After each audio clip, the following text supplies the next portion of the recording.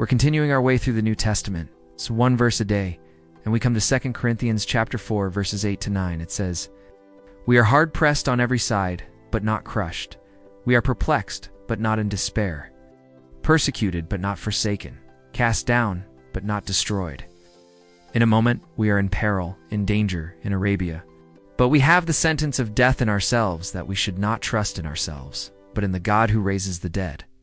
Paul had just said in the previous verses that even though they had this treasure in earthen vessels, in other words, these believers were living in weak, frail bodies, yet that treasure was able to be seen in their faces, and the light of the gospel was able to shine through them.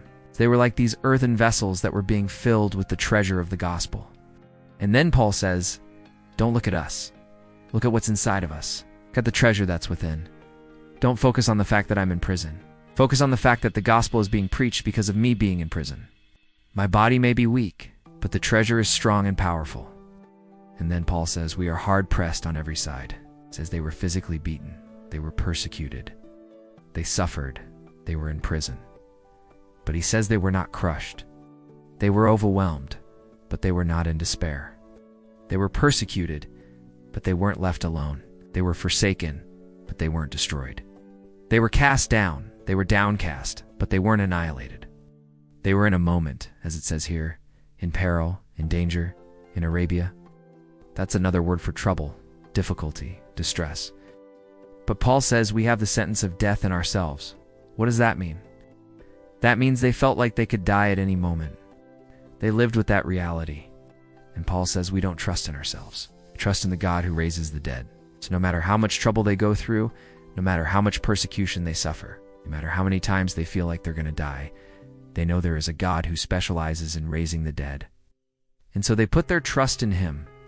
As you read through the rest of the book of Acts and through the New Testament, you see people get imprisoned. You see people get persecuted. You see people suffer. But you also see God raise them up and deliver them. And that's the hope that believers have, that no matter how much trouble we go through, no matter how much suffering we experience, God is able to raise us up. And if he raised Jesus from the dead, he will raise us from whatever situation we're in. Whether it's spiritual, emotional, physical, whatever it is, God can raise us up. We don't need to trust in ourselves. We need to trust in the God who specializes in raising the dead.